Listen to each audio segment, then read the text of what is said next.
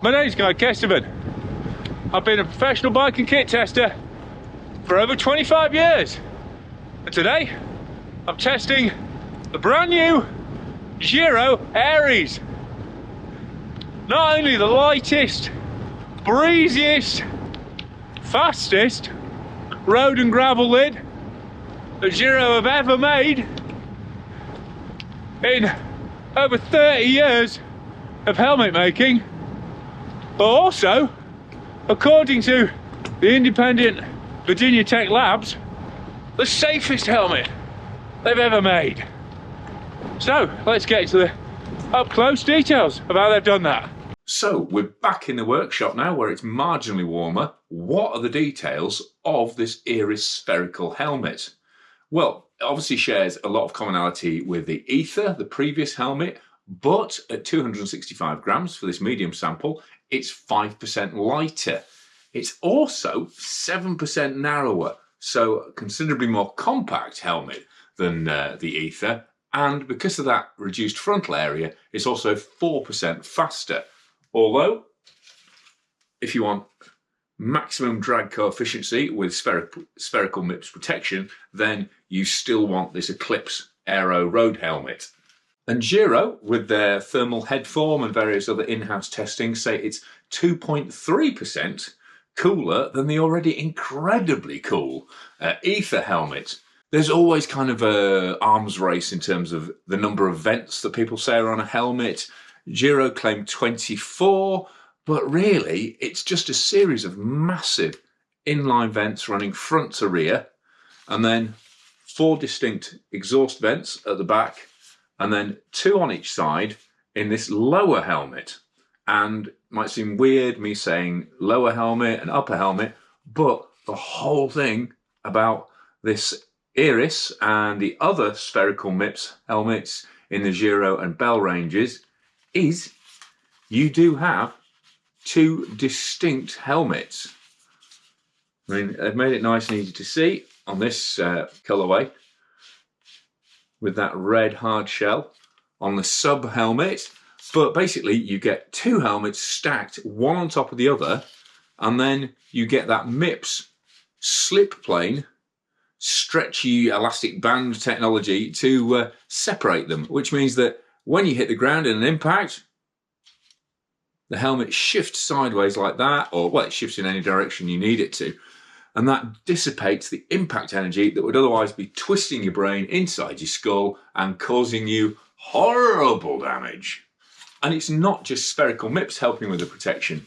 As you can see, as you look at the top of the helmet, you've got these almost clear bands here. These are what Giro calls Aura 2. You've got one at the front and then this biplane section in the center here, and that runs from rib to rib of the outer helmet, and that gives it a massive amount of additional strength, and it's why they can open up the vents on this helmet as much as they do.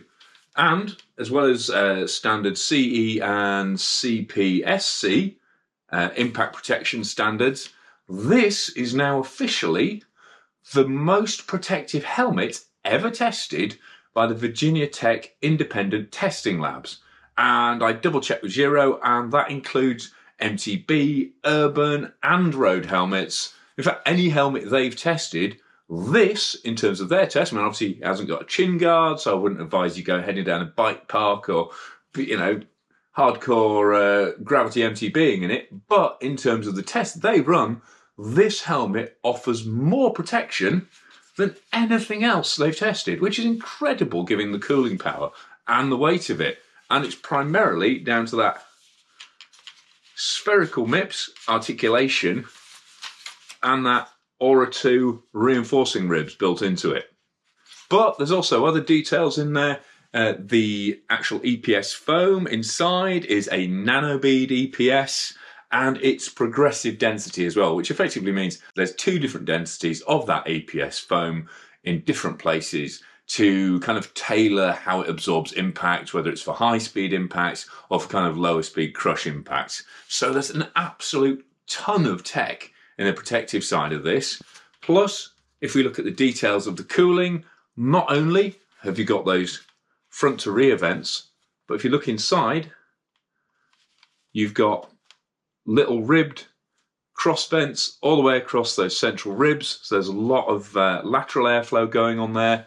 And if you look around the front here, you've even got little vent cutouts to bring the hot air off your glasses so they don't fog up as much. And when if your glasses do get too much, then you've got little rubber grippers there for the arms of your glasses so you can just slide them in and they're not going to wander back out again.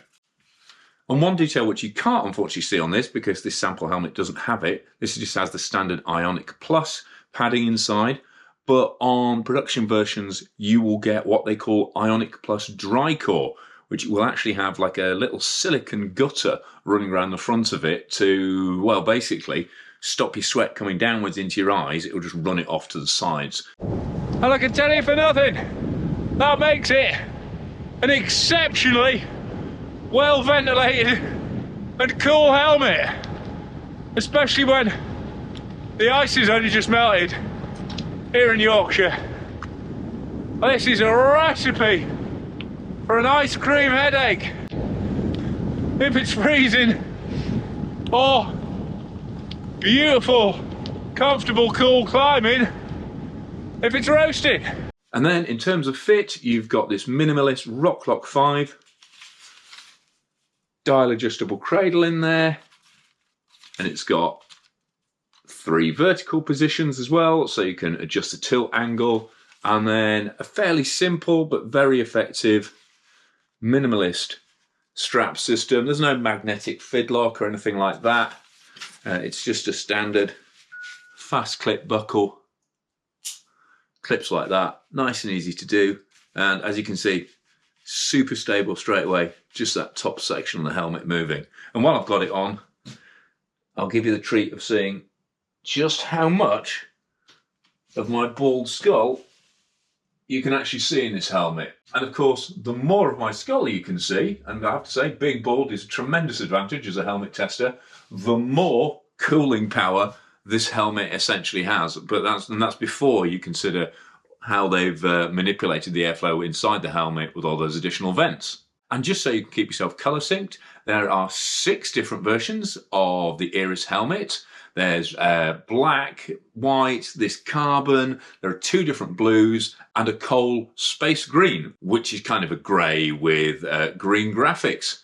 Plus it comes in 3 different sizes, small, medium and large, this being the medium. And as well as plenty of sizing and colour options, it's also super versatile because you've got that protection and because you've got that ventilation. It'll work for road, it'll work for gravel, it'll work for bike packing, it'll even work for XC mountain biking if you don't need a peak, and it's already been used by Keegan Swanson from the Santa Cruz team. So obviously if you're regular to the channel, you'll know that I'm sponsored by Giro here on GuyKes TV, but hopefully you can appreciate the amount of detailing and the tech that's gone into this helmet, and take my word for it that certainly first impressions at least, I mean, it's the middle of winter here in the UK. I've not had a chance to beast myself up any scorching road climbs in it, but first impressions are of obviously a very light, very comfortable, but exceptionally well ventilated to the point of being painful helmet.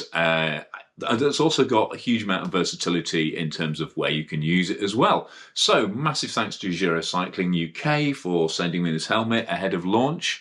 Massive thanks to PTs and Crud, who are also channel sponsors. I'll have some more news about Talk Nutrition shortly as well. And as always, massive thanks to my Patreon supporters who subscribe every month, and their donations really help with the upkeep of the channel and how much time I can spend talking to you on the trail or in the workshop about various new bits of bike equipment and general advice. So if you really like what I'm doing here, please consider subscribing on Patreon.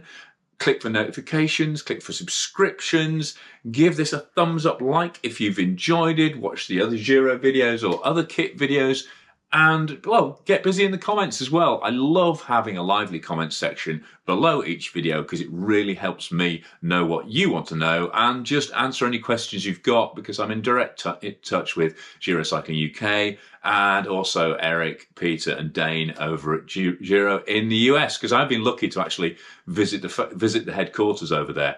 and the testing equipment they have and the lab and the detail they go into is absolutely phenomenal. I was over there a few years when they were just about to launch MIP Spherical, and it's amazing to see how far these helmets have come from what were very, very clever but slightly bulky initial versions of this sort of twin shell stacked tech. But I'm waffling on again now. I really need to get this video edited so it's somewhere close to the embargo launch.